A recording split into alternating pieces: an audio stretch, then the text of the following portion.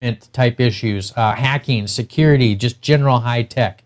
So this, again, I'll have the links to all of these stories in the show notes, links to the manufacturers and all that sort of thing. But that's one thing I wanted to look up on this guy before I spoke about it, but maybe someone will look it up as we're talking here. But first, Peugeot one-ups Honda, and Honda decides to build some hybrid motorcycles. And then an unknown startup in California called ELV Motors has beaten them both with this hybrid scooter you see on the screen here. This is the ultimate in efficient transportation. It's a 180 mile per gallon hybrid scooter. Of course, they've made some promises that Honda nor Peugeot would never make on one of their vehicles. Most importantly, the top speed of 40 miles per hour. So, probably the Honda, I guess the Honda scooters are going to do much more than 40. But to remain ultra efficient, this ELV's scooter uses a small 49cc engine to power a small electric motor that keeps the bike at an ultralight 200 pounds. This is an ultra efficient, slower than your average vehicle, but frankly, most scooters aren't highway ready anyhow. So you wouldn't want to go much faster than 40 miles per hour.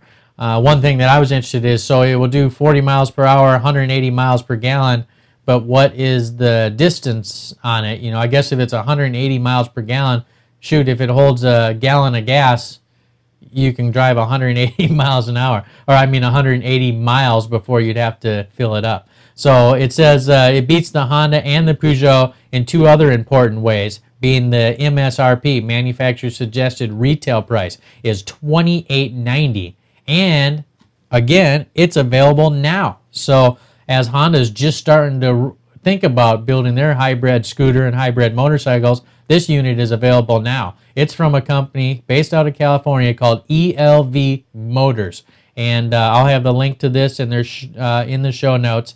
And it says for a faster, more mainstream scooter, you're going to have to wait a few years. But check out their website. Let's see if it's at elvmotors.com.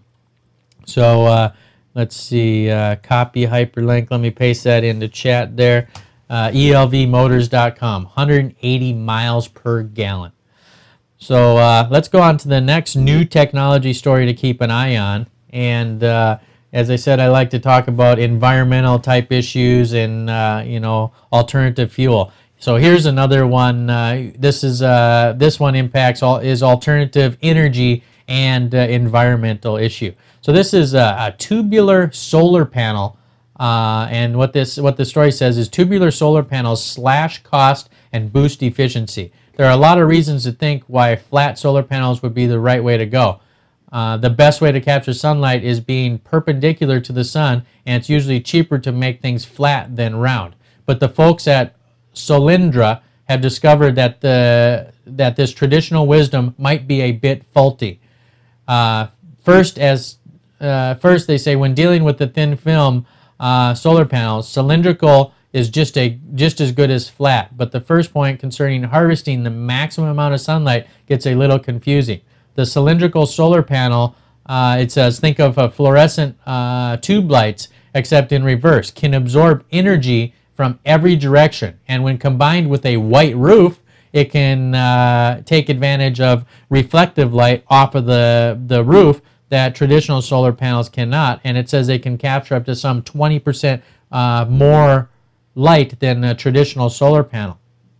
The other gigantic advantage is that they don't have to move on a track to track the sun, and it also says that the panels are always presenting in the panels are always presenting some of their face in the directly perpendicular to the sun, and then by removing the solar tracking and orientation from the equation, these systems can be simply laid onto roofs. Tracking solar panels have to be able to resist the force of strong winds, and these lay just basically flat, and they're out of way of and then you have the reduction of the installation costs because you don't have the big arms and the tracking and all that technology that has to do that, so that can lower the price of the solar panels. And it says this company basically, oh, and then it goes on to say that with 30 billion square feet of flat roofs in America, this could be quite the quite a market for cheap, clean electricity.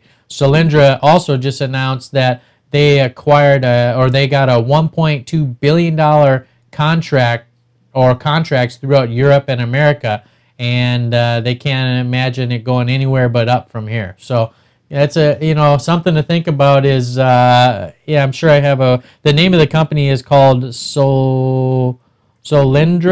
Let me get the link here. Well, let's see. It's Solyndra. So www. There's the link right there. That's Solyndra.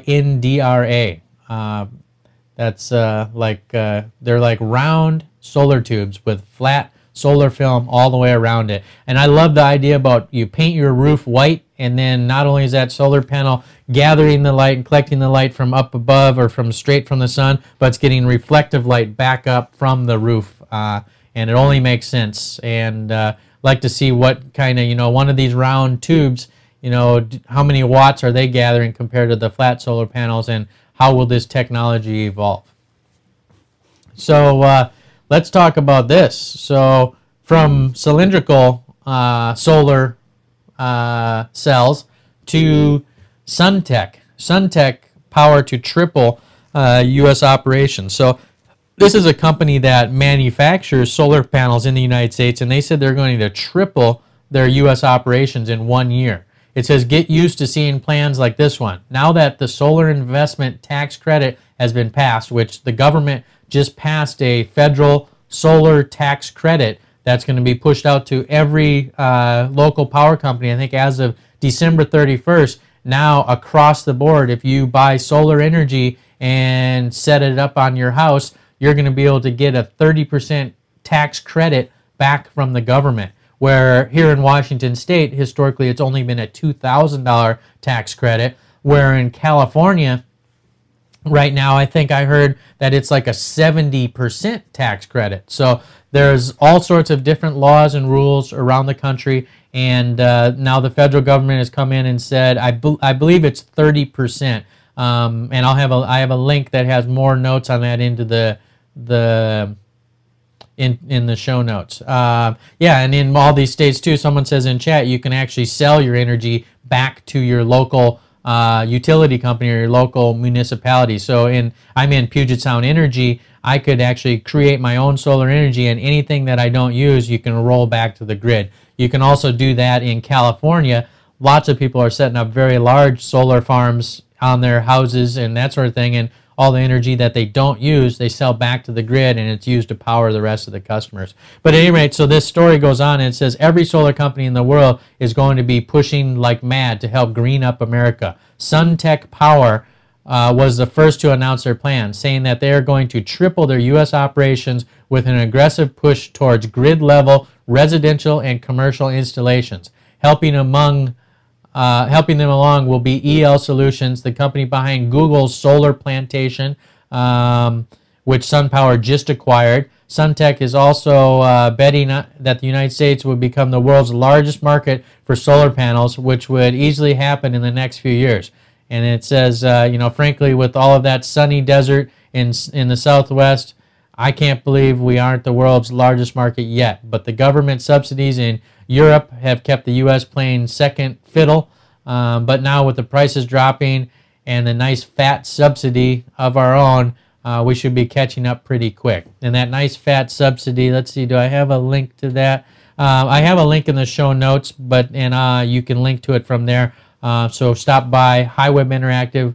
It's hiweb.net. That's HIWEB.net. Click on live, and you'll be able to get into the past shows and the show notes. So I love this solar energy, and I can't wait till it becomes affordable, where every American can, spend, minus their 1 year of their power consumption, and set themselves up with their own little power plant at their house. But right now, seems like it takes at least 5 to 10 years for you to get return on investment if you're like an average person like myself and you want to pay for your own energy. It's at least a 5-year out-of-pocket expense, and at least 5 years before you start seeing a return on investment.